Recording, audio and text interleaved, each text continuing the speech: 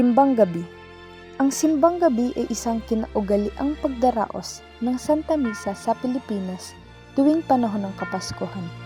Tinatawag din itong Misa de Gallo, mula sa Kastilang Misa de Gallo o Misa ng Tandang, sapagkat sa pagtilaok ng lalaking manok, magsisibango na ang mga mag-anak para makinig ng misa sa pinakamalapit na simbahang pamparokya. Isa itong misang idinaraos bawat madaling araw sa loob ng 9 na araw bago sumapit ang araw ng Pasko. Nagsisimula ang pagmimisa tuwing ika-16 ng Disyembre hanggang ika-24 ng Disyembre. Nakadalasang sinasagawa ng mga Romano Katolikong simbahan sa Pilipinas tuwing ika-4 hanggang ika-5 ng umaga. Ang misa sa madaling araw na ito, isa sa pinakamatagal na at pinakabantog na tradisyong Pilipino. Alam na ito, nasa ating lahat. May sinag ang bawat pusong bukas. Sa init ng mga yakap, maghihilom ang lahat ng sugat. Ang nagsilbi nitong ilaw, walang iba kundi ikaw. Salamat. Pala, isang gawain ng simbahan para sa mga kabataan. Iminungkahi ito ng Bikaryati ng Calapan. Ito ay may temang ang simbahan bilang gabay ng mga makabagong pantas tungo kay Kristo. Binubuo ito ng 4 na yugto. Ang una ay ang pagtawag, ikalawa, ang paglalakbay, ikatlo, ang pagtatagpo, at ika-4, ang paghayo. Ang mga kabataan ay nagkaroon ng paghuhubog. 9 na araw kasabay ng Simbang Gabi, sila ay nagkakaroon ng kaunting pag-aaral upang mahubog ang kanilang kaalaman tungkol sa simbahan. Ang layunin ng gawain ito ay upang makapanghikayat pa ng maraming kabataan na maglingkod kay Kristo.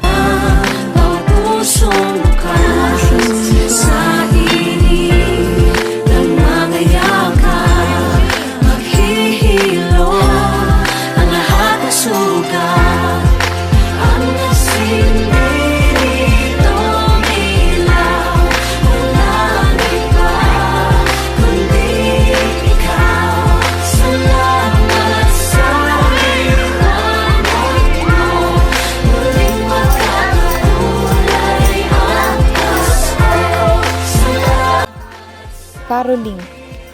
Ang pananapatan, o kung tawagin sa Ingles ay caroling, ay ang pagkanta ng mga awiting pamasko na karaniwan ay sa tapat ng mga bahay-bahay na may layuning manghingi ng regalo na malimit ay pera. Madalas ay ginagawa ito ng mga kabataan gabi-gabi kapag sumapit na ang Disyembre.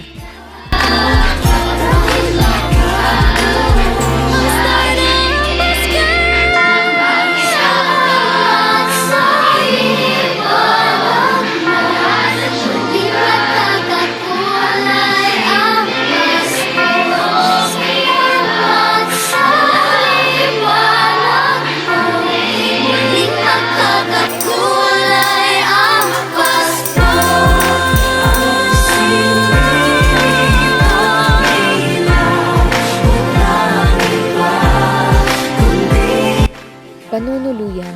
Ang panunuluyan ay tradisyonal na dula sa bisperas ng Pasko hinggil sa paghahanap ng matutuluyan na Birheng Maria at San Jose sa Jerusalem at pagsisilang kay Jesus sa isang sabsaban.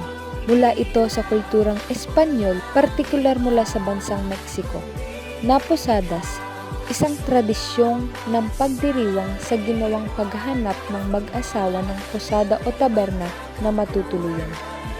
Tinatayang pinasimulan ito ni San Ignacio de Loyola noong siglo 16 nang imungkahi niya ang pagdaraos ng isang nobena sa Pasko na magpupugay sa paglalakbay ni Maria at Jose. Ang mga bahay na dalawin ay naghahandog ng pagkain, kakainin at iba pa sa mga taong nanonood. Magwawakas ito sa isang malaking belen sa harap o altar ng simbahan at doon isisilang ang sanggol na si Jesus. Pagkatapos nito, isinusunod ang espesyal na misa sa Pasko.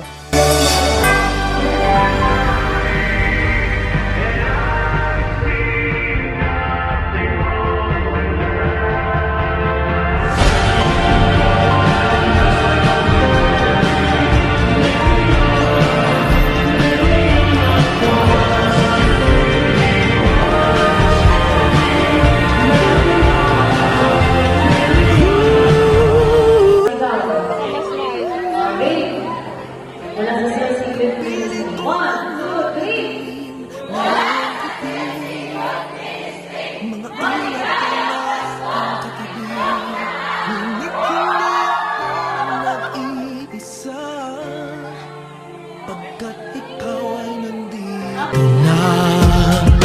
Tala sa iyong mata'y aking pagdig. Pailaw sa plaza. Ang mga plaza ay nagkikintabang.